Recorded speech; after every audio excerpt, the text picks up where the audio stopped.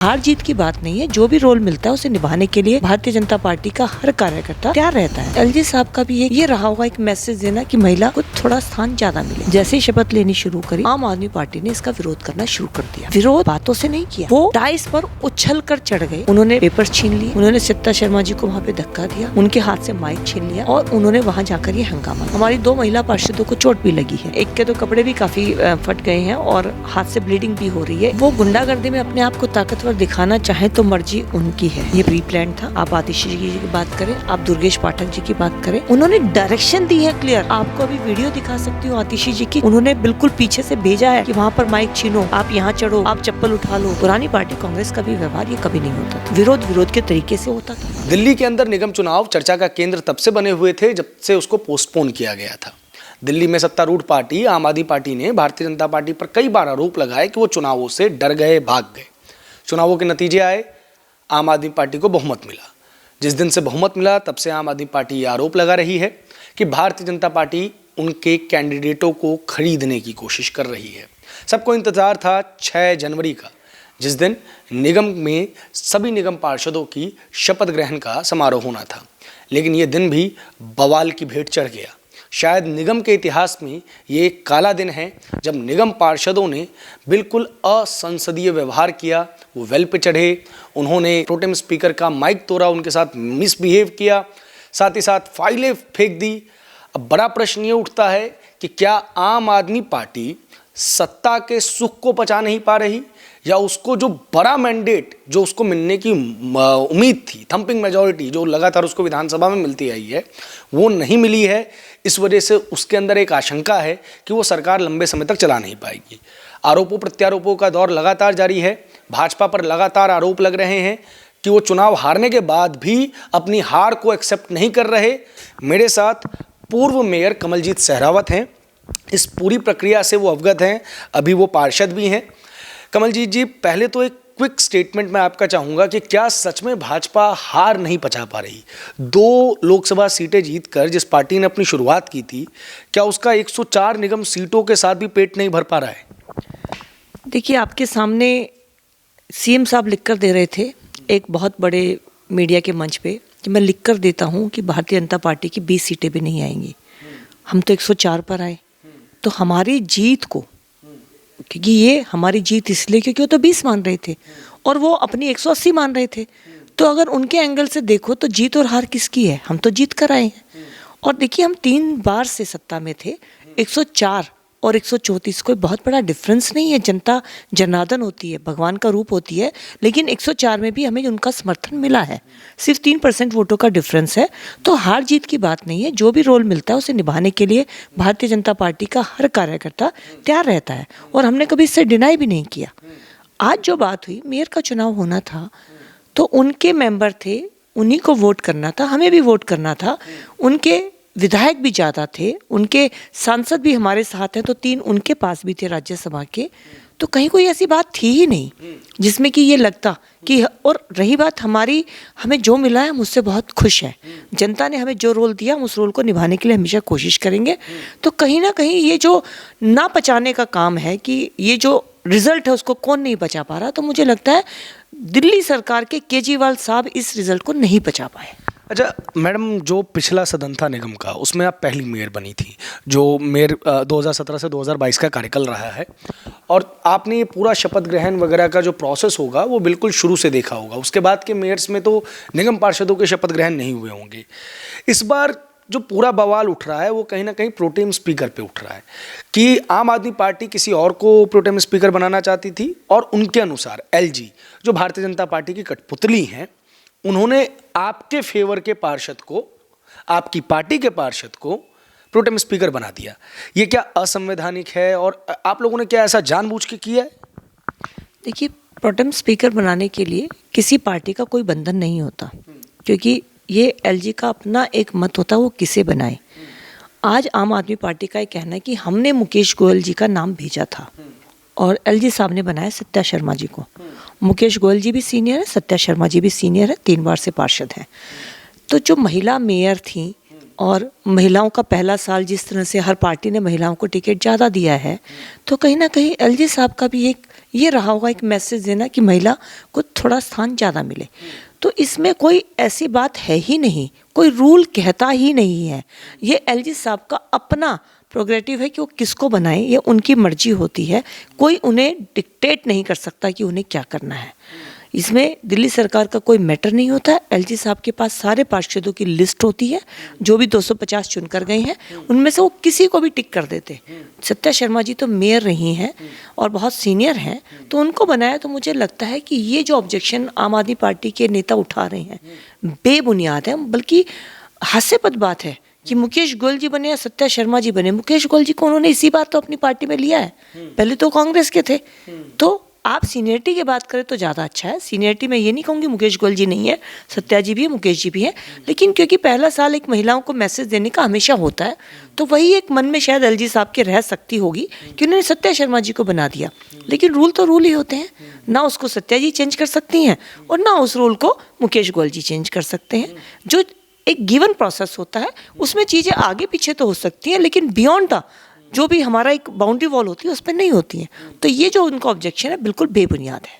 अच्छा, दिल्ली की जो पहली मेयर रही थी वो अरुणा आसिफ अली जी रही थी, और तब से ही लगातार जो पहला साल रहता है उसमें महिला मेयर बनती हैं, और तीसरे साल में भी, तीसरे या चौथे, तीसरे साल में हमारी रिजर्व होती है एससी कैटेगरी के लिए, चाहे वो महिला बने या पुरुष बने, बट वो रिजर्व होती है शेड्यूल कास्ट के लिए। मैम क्या आप लोगों के कार्यकाल में, क्योंकि आप लोगों ने 15 साल का पूरा अपना निगम का कार्यकाल बिताया है, कभी ऐसा हुआ है कि प्रोटेम स्पीकर जो रहे हैं वो कांग्रेस पार्टी के रहे हों या किसी भी अन्य पार्टी के रहे हों? आपने तो पिछले 5 साल का कार्यकाल तो बिल्कुल आपको याद भी होगा, तो फिर ये बवाल का पॉइंट ही खत्म हो जाता है। नहीं तो उनको मैंडेट मिला है, उनका प्रोटेम स्पीकर बनना चाहिए था, इसमें क्या गलत बात है? देखिए, प्रोटेम स्पीकर मुझे एग्जैक्टली ध्यान नहीं आ रहा, पर मैं ध्यान करूँ तो मेरे टाइम में भी शायद दर्शना कुमारी जी थी, कांग्रेस से थी। तो ऐसा कोई प्रोटेम स्पीकर के लिए रूल है ही नहीं। नहीं करने की जरूरत ही नहीं होती उसका। उनको जो अपनी भूमिका निभानी होती है, बड़ी एक डिसाइडेड सी भूमिका होती है, वो बैठेंगे, वो सबको शपथ कराएंगी, मेयर का चुनाव कराएंगी। मेयर के चुनाव में वो उठकर जा नहीं रही है, जिसका राइट बनता है वो कमरे में जाएगा, छोटा एक कैबिन बना होता है, उसमें वोट डाल के वहाँ पे डालेगा। तो प्रोटेम स्पीकर का कभी कोई ऐसा क्वेश्चन मार्क करने वाला रोल ही नहीं होता। ये तो आज वास्तव में समझ से बाहर है कि इनको क्या परेशानी हो गई। मतलब ये तो बात थी ही नहीं। आज तो इन्हीं का मेयर बनने के लिए इनको खुश होकर आना चाहिए था, क्योंकि ये बहुमत में थे। जैसा कि कह रहे हैं भी हमें बहुमत मिला, हम भी मान रहे हैं। तो अपनी ही चीज़ों को लेकर ये अगर क्वेश्चन मार्क कर रहे थे खुद को, तो वो हमारे लिए अब क्वेश्चन मार्क हो रहे हैं। तो अभी भी जो प्रश्न है वो वहीं के वहीं खड़ा है कि जब प्रोटेम स्पीकर का कोई रोल नहीं है तो आम आदमी पार्टी ने बवाल क्यों किया, और आप पे ये आरोप क्यों लग रहे हैं कि आप असंवैधानिक तरीके से निगम को हथियाना चाह रहे हैं? क्यों आप अपना मेयर का कैंडिडेट खड़ा कर रहे हैं जब आपका मेयर बन ही नहीं सकता है? देखिए, चुनाव में जाना हर पार्टी का अधिकार होता है। पहले एक बार नहीं, देखिए उनके पास तो वो नंबर ही नहीं है। आप पहले ध्यान करिएगा, थोड़ा सा कुछ 1 महीने पहले की बात को ध्यान करिएगा। एक बार पार्टी से ये स्टेटमेंट आई, हमारे किसी नेता ने अपनी राय रखी, मैं ये नहीं कहूँगी पार्टी की राय थी, अपनी राय रखी कि शायद हम मेयर का चुनाव नहीं लड़ेंगे। तो ये लोग कहने लगे तो डर के भाग गए। अब वो डर के भाग गए, अब हम लड़ रहे हैं तो इन्हें ये तकलीफ, हम क्यों लड़ रहे हैं भाई? हम ऑलमोस्ट, आप ये कहिए कि हमारे भी सांसद हैं दिल्ली में 7, हम भी 104 लोग हैं, हम लड़ रहे हैं तो हमें लड़के हरा दीजिए ना। इसमें हमें लड़ने का अधिकार आप हमारा कैसे हनन कर सकते हैं? ये आप अतिक्रमण कैसे हमारे अधिकारों की कर सकते हैं कि आप कहेंगे आप मेयर का चुनाव ही नहीं लड़ेंगे? ऐसे तो फिर कोई चुनाव होना ही नहीं चाहिए। फिर तो आप, ऐसी बात भी है कि दिल्ली में कई सीटें जो जीती हैं बहुत मार्जिन से जीती हैं, उनको पहले ही डिक्लेयर कर देना चाहिए था, दूसरे कैंडिडेट को लड़ना ही नहीं चाहिए। तो ये तो कोई बात नहीं हुई। चुनाव लड़ना सबका अधिकार है। कांग्रेस भी अपना कैंडिडेट खड़ा कर सकती थी, उनका अपना निर्णय रहा होगा, करने को वो भी कर सकते थे, लेकिन ये उनका अपना निर्णय होगा। हमारी पार्टी ने निर्णय किया कि हमारे पास 7 सांसद हैं, 104 हैं, तो हमें कम से कम चुनाव में तो जाना चाहिए, वरना ये लोग कह देते कि देखिए इनकी तो हिम्मत हमारे सामने खड़ा होने की भी नहीं है। तो इनकी चिंता हम कब तक करेंगे? हम वो करेंगे जो हमें सही लगेगा, जो हमें लगेगा कि हमें करना चाहिए, वो हम कर रहे हैं और वो हम करेंगे। चाहे वो दिल्ली विधानसभा हो या पंजाब की विधानसभा, आम आदमी पार्टी के पास दोनों जगह थंपिंग मेजॉरिटी आई है। निगम में जो सीटों का फर्क है वो बहुत ज़्यादा नहीं हो है, और ऊपर से अगर अपोजिशन में भारतीय जनता पार्टी बैठी हो तो 30 का फ़र्क तो बहुत बड़ा फ़र्क वैसे भी नहीं होता है। और अरविंद केजरीवाल और मनीष सिसोदिया तो चुनाव जीतने के बाद खुशी मनाने से पहले ये ट्वीट कर रहे थे कि आप लोगों ने फ़ोन करना शुरू कर दिया। तो क्या आप लोगों ने पार्षदों की अंतरात्मा जगानी शुरू कर दी है? दल बदल कानून तो लागू नहीं होता वहाँ। हमारे कुछ पार्षदों ने, उनके पास फ़ोन आया, पार्टी को कांटेक्ट किया, हमारी पार्टी को। बल्कि हमारी एक पार्षद है मोनिका पंत जी, उन्होंने तो एफआईआर भी कराई जब आम आदमी पार्टी के लोगों ने उन्हें कांटेक्ट किया। अगर हमने उन्हें किया, कोई रिकॉर्डिंग, कोई चीज़ उनके पास भी तो हो। हमारे लोग सामने आके कह रहे हैं कि आपने हमें कांटेक्ट किया, बाय नेम बता रहे हैं, तो वो भी तो बता दें अगर हमने कांटेक्ट किया हो। हाँ, रही बात अंतरात्मा, तो वो जिसकी जैसी आत्मा आज काम करती वो अपनी वैसी वोट देता। अब जिनको आपने टिकट दिया आप उन्हीं पे भरोसा नहीं कर रहे हो, तो इससे बड़ा कोई सवाल हो सकता है क्या? और आपने कहा कि वो दिल्ली में और पंजाब में थंपिंग मेजोरिटी से आए थे। आज जो जनता का आज ये जो रिजल्ट आया जिसमें 104 और हमारे 134 हैं, वो बीजेपी वालों ने तो सिर्फ वोट नहीं डाली ना, दिल्ली की जनता ने डाली ना। तो 104 और 134 का अंतर आया, यानी अब दिल्ली की जनता थंपिंग मेजोरिटी से केजरीवाल साहब को नहीं चाह रही। ये भी कहीं ना कहीं साफ है, लेकिन एक नंबर का डिफरेंस तो है जिसे कि हमें मानना पड़ेगा, ऑनर करना पड़ेगा। लेकिन चुनाव में इसलिए अगर हमारे मान लीजिए हम उस पोजीशन में हैं कि हम 100 से ऊपर हैं, तो इसलिए हमने चुनाव लड़ने का निर्णय लिया है। और अब अगर उनको ये लगता है, सरकार आपकी बात है कि भाई रिजल्ट आते उन्हें डर लगने लग गया, तो उन्हें अपने साथियों के ऊपर इसका मतलब सवाल उठाना पड़ रहा है, तो ये तो उनकी पार्टी की दिक्कत है, हमारी दिक्कत तो नहीं है। और हमने किसी ने भी कांटेक्ट किया हो तो वो हमें आके बताएं कि इन्होंने किया। ये तो हर बात पे धरना प्रदर्शन करते हैं, हर बात पे ट्वीट करते हैं, तो एक नाम तो ट्वीट करें किसने किसको कांटेक्ट किया, फिर देखते हैं वो क्या कहते हैं। अच्छा मैडम, ज़्यादा फर्क है नहीं, और पहले दिन का जो सेशन रहा है वो बड़ा विवादास्पद हो गया है। मतलब कुर्सियां चली हैं, सुनने में आया है, हाथापाई भी हुई है। क्या हुआ बिल्कुल सदन में, पहले ये बताइए। देखिए, सदन की कार्रवाई शुरू हुई और जो सबसे पहले एलजी के जो बंदा अपॉइंटेड होता है वो आकर जो प्रोटेम स्पीकर होते हैं उनको सबसे पहले शपथ कराई जाती है। सत्या शर्मा जी को सबसे पहले शपथ कराई गई, वो अपनी चेयर पर बैठे, उन्होंने सबका वेलकम किया। उन्होंने सभी चुने हुए पार्षदों का और जो नॉमिनेटेड विधायक है, नॉमिनेटेड पार्षद है, जो एमपीज़ हैं नॉमिनेटेड, सबका वेलकम किया। और उन्होंने कहा कि अब मैं शपथ शुरू कर रही हूँ, और उन्होंने नॉमिनेटेड को शपथ के लिए बुलाया। जैसे ही शपथ लेनी शुरू करी, 4 लोग ले भी चुके थे, आम आदमी पार्टी ने इसका विरोध करना शुरू कर दिया। विरोध बातों से नहीं किया, वो डाइस पर उछल कर चढ़ गए। आपने कभी मेयर अगर हाउस देखा हो, सॉरी मेयर रूम देखा होगा, जहाँ पे हमारा हाउस होता है, तो उनके आगे एक बहुत बड़ी सी टेबल होती है, वो वहाँ पहुँच गए। उन्होंने पेपर्स छीन लिए, उन्होंने सत्ता शर्मा जी को वहाँ पे धक्का दिया, उनके हाथ से माइक छीन लिया और उन्होंने वहाँ जाकर ये हंगामा किया। कोई मतलब नहीं बनता, वो आपके पास शब्दों के इतनी ताकत होनी चाहिए, आप नीचे से भी विरोध कर सकते थे, कोई ऐसी बात नहीं थी। लेकिन आप वहाँ पर पहुँचे, आपने हर मर्यादा को तार तार किया। आप जो कुर्सी उठाते हुए विधायक पार्षद को देखेंगे वो भी आपके सामने है, जो मारपीट हो रही है वो भी सामने है। हम लोग बिल्कुल पीछे रहे हैं, अपने पेपर्स लेकर रहे हैं, या जो हमारे साथियों के साथ मारपीट करी, हमारी 2 महिला पार्षदों को चोट भी लगी है, उनके एक के तो कपड़े भी काफ़ी फट गए हैं और हाथ से ब्लीडिंग भी हो रही है। एक हमारे दूसरे पता नहीं कोई ऐसी चीज़ थी उनके हाथ में जिससे कि, हाँ कुछ ऐसी चीज़ ज़रूर थी, क्योंकि एक पार्षद को तो मैंने ही अपना रुमाल निकाल के दिया कि इसको हाथ पे बांध लो। तो वो क्या थी, हम लोग तो इस मेंटलिटी से नहीं गए थे ना, हमारा कोई ऐसा प्रदर्शन या धरना या कोई भी हंगामा करने का मकसद था। हमारी तो समझ में ही नहीं आया कि हुआ क्या। वेल में भी वही गए, डाइस पर भी वही चढ़े, और सत्या शर्मा जी जो आज की सबसे ऑनरेबल मेंबर थी हमारी, क्योंकि प्रोटेम स्पीकर थी, उनके वहाँ पहुंचकर उनको धक्का मारना, उनके हाथ खींच से कागज़ खींचना, माइक तोड़ देना, ये सब बातें जो की हैं, तो मुझे लगता है मुझे समझ में ही नहीं आया कि ये करने की जरूरत क्यों पड़ी।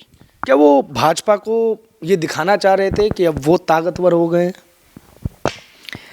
देखिए, वो गुंडागर्दी में अपने आप को ताकतवर दिखाना चाहे तो मर्जी उनकी है।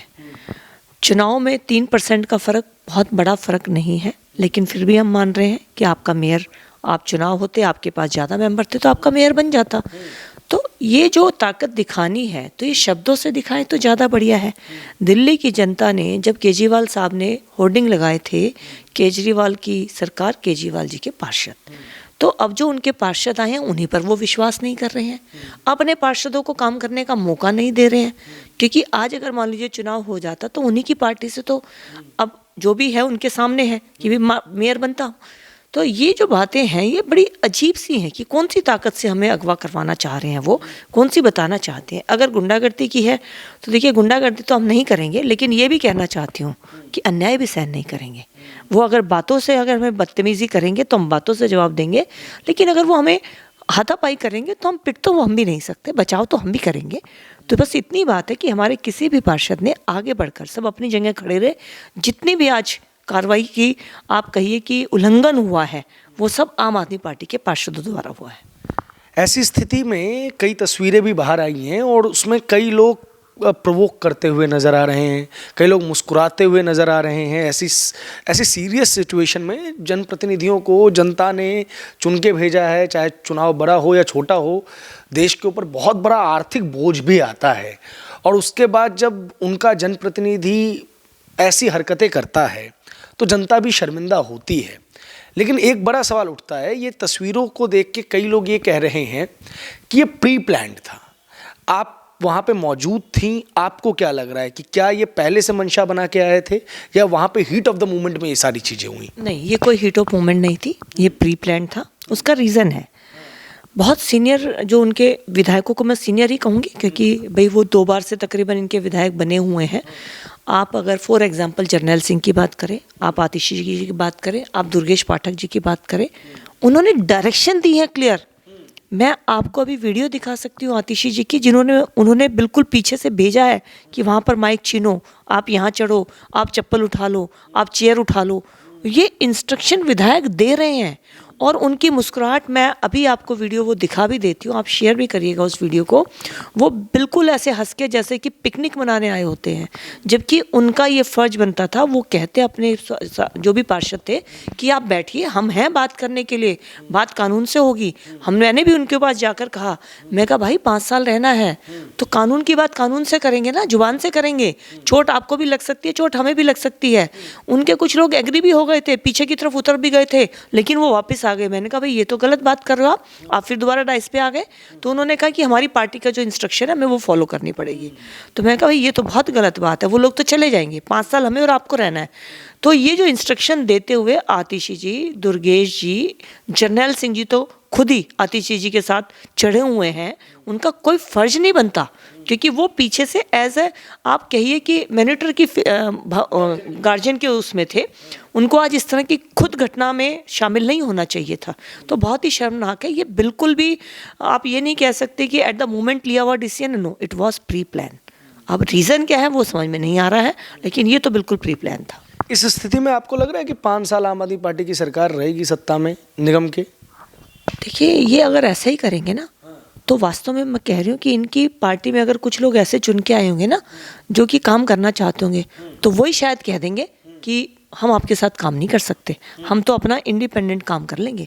रीज़न है, मतलब आप बिना बात की बातों पे अगर इस तरह से करेंगे, कोई रीज़न है आप बिल्कुल करिए, लेकिन जैसे आज का इतना इंपॉर्टेंट दिन आपने ख़राब कर दिया, और आज का दिन नहीं ख़राब हुआ, पता नहीं कितने दिन ख़राब हो गए, कितना पैसा आज वेस्ट हो गया है। तो अगर इस तरह से होगा तो मुझे नहीं लगता कि इनके ही साथी इनका साथ देंगे। मैम, अंतिम सवाल, सौरभ भारद्वाज वगैरह कह रहे हैं कि वो कोर्ट में जाएंगे, ये सारी नियुक्तियां जो थी वो असंवैधानिक थी। उसके अलावा आप लोगों के ऊपर लगातार आरोप लग रहे हैं कि भाजपा हार नहीं पचा पा रही है, दिल्ली की जनता ने जो उन्हें जनादेश दिया है उसको स्वीकार नहीं कर पा रही है। आप लोग अपना चेयरमैन बनाना चाहते हैं, अपने जोनल चेयरमैन बनाना चाहते हैं, इन सारे आरोपों की क्या सच्चाई है? पिछली बार जब हमारी 3 कॉरपोरेशन थी, 10-10-10 तीनों कॉरपोरेशन में इन्होंने अपने मेंबर्स अपॉइंट किए। हमने बिल्कुल कुछ नहीं कहा, एक बार भी ऑब्जेक्शन नहीं किया। हमने उन सबको वेलकम किया, मेरे ही टाइम पे बने थे, सबको बहुत अच्छी तरह वेलकम करके सबको शपथ दिलवाई। ये तो एक कॉन्स्टिट्यूशनल प्रोविजनल है कि भाई नॉमिनेटेड पार्षद आएंगे, तो इसमें कहाँ गलत हो गया? आपने जब 30 बनाए तो क्या वो गलत नहीं थे? क्या वो लोग जोन में वोट करके आए थे, क्या वो बात गलत नहीं थी? तो कानून आप जब करें तो ठीक और दूसरा करे तो गलत, ये कैसे हो सकता है? ये जो प्रोविजंस है कोई भी, और फिर सौरभ भारद्वाज जी कह रहे हैं तो ये तो 3 दिन हो गए लिस्ट आए हुए जो नॉमिनेटेड पार्षद की, 3 दिन से भी मुझे लगता है चौथा दिन होगा। आप क्यों नहीं चले गए थे? आप अगले दिन ही आपको जाना चाहिए था, क्योंकि उसमें कोई फ्लॉ है ही नहीं, उसके अंदर कोई चूक है ही नहीं। वो तो कानून का एक काम है जो किया एलजी साहब ने विद द लीगल प्रोविजंस। तो आज वो बात कह रहे हैं तो चले क्यों नहीं गए थे? मेरा सवाल ये है। जाकर अभी तक स्टे ले आते कि भाई को अगर हम गलत होते तो कोर्ट कह देता भाई ठीक है आप अभी इनको नहीं अपॉइंट करेंगे, बाकी आप चला लीजिए जो भी सदन चलाना है। तो ये तो इनके कहने की बात है, इनके पास कहने को कुछ भी नहीं है। जैसे मुकेश गोयल जी की बात कह रहे हैं, करना चाहिए था, किस लॉ के अंडर करना चाहिए था? आपको नॉमिनेशन हमारा करना चाहिए था, भाई किस लॉ के अंडर करना चाहिए था? तो ये तो बिना बात की बात करते हैं।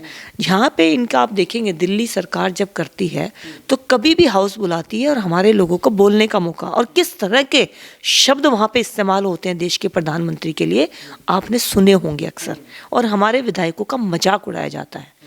आप गवाह हैं, कभी भी हमारे हाउस में हम तीनों कॉरपोरेशन के अंदर बीजेपी थी पिछली बार, और आप आम आदमी पार्टी के किसी भी पार्षद से पूछ लीजिए हमारा उनके साथ व्यवहार क्या था। और ये शिकायत हमें कभी कांग्रेस से भी नहीं रही, अगर मैं आपको सही बताऊं। ये व्यवहार तो इतनी अराजक व्यवहार तो आम आदमी पार्टी के ये जो नवनिर्वाचित आए हैं या जो विधायक हैं इन्हीं का है। पुरानी पार्टी कांग्रेस का भी व्यवहार ये कभी नहीं होता था। विरोध के तरीके से होता था, उसमें मर्यादा को ऐसे तार तार नहीं किया जा सकता जैसे कि आज किया गया है। लोकतांत्रिक प्रक्रिया में चुनावों तक ही सारे मतभेद होने चाहिए। चुनाव के बाद देश का प्रधानमंत्री सभी पार्टियों का प्रधानमंत्री है। किसी भी क्षेत्र से चुना हुआ सांसद हर एक वोटर का, चाहे वो कांग्रेस पार्टी से हो, भाजपा का हो, किसी का भी सांसद है, और इसी तरीके से पार्षद के लिए भी एक गेम स्टैंडिंग कमेटी का फंस रहा है। कह रहे हैं कि उसमें आप अपने लगभग उतने ही मेंबर्स का चुनाव करवा ले जाएंगे जितने आम आदमी पार्टी के होंगे। क्या ये वजह है इस पूरे के पूरे घटनाक्रम की? ये हो सकती है। दो बातें हैं, एक तो स्टैंडिंग कमेटी का चुनाव हो नहीं रहा था, आज तो मेयर का हो रहा था, तो आज हंगामे का कारण क्या? दूसरी बात, स्टैंडिंग किसकी बनेगी तो नंबर के ऊपर डिपेंड करेगा। नंबर वोटिंग से आएगा।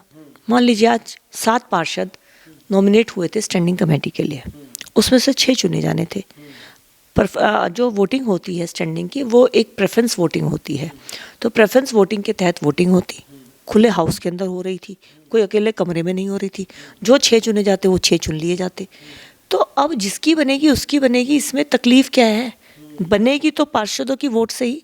अगर उसमें हमारे जोन बन रहे हैं, कुछ जोन में हमारे पहले ये चुनकर आ गए, हमारी चीज़ें हो रही हैं, तो हम अपने टाइम आने पर देखेंगे। आज तो वो समय ही नहीं था। आज हंगामे का कारण क्या? यानी आप डे 1 से प्रेशर पॉलिटिक्स चाह रहे हैं। आप दिल्ली की जनता को ये दिखाना चाह रहे हो आपके साथ अन्याय हुआ है। आज तो कोई अन्याय नहीं हो रहा था। यानी ये डे 1 से अपने आप को एक बेचारा बनाना चाह रहे हैं कि भाई देखिए हमारे साथ ये अन्याय हो रहा है। तो ये इस तरह की अगर पॉलिटिक्स होती है तो बहुत बड़ी एक सवाल है कि ये करना क्या चाहते हैं। आज तो कोई सवाल ही नहीं था, तो आज ऐसा क्यों हुआ? बहुत बहुत शुक्रिया हमसे बात करने के लिए। अभी कुछ दिनों पहले अटल बिहारी वाजपेयी जी का जन्मदिन गया है, तो एक मशहूर कवि उनको याद कर रहे थे और उन्होंने कहा कि अटल जी की सबसे बड़ी खासियतों में से एक बड़ी खासियत ये थी कि उन्होंने 5 साल गठबंधन की सरकार चलाई थी। लोगों को ये लग रहा होगा कि ये बहुत बड़ी खासियत कैसी है। इसलिए ये बड़ी खासियत है क्योंकि अलग अलग विचारधाराओं के, अलग अलग मतों के लोगों को एक साथ लेकर चलना और लगातार 5 साल लेकर चलना एक बहुत बड़ी चीज़ है। जो आम आदमी पार्टी दिल्ली में थंपिंग मेजॉरिटी में है, पंजाब में थंपिंग मेजॉरिटी में है, 5 सीटें उसकी गुजरात में आई हैं और 2 सीटें गोवा में आई है। क्या गुजरात और गोवा में इस तरीके का बिहेवियर वो अपने विधायकों के साथ पसंद करेगी? हर एक जनता का चुना हुआ प्रतिनिधि जनता को लेकर जवाबदेह होता है। क्या आम आदमी पार्टी ये बताएगी कि आज जो भी नगर निगम में हुआ क्या इसकी आवश्यकता थी? देश में पहले संविधान सभा का निर्माण हुआ था, बाद में संसद बनी थी। संविधान सभा के अंदर हमारे संविधान में कोई भी ऐसा एक आर्टिकल नहीं है जिसके लिए वोटिंग की गई हो।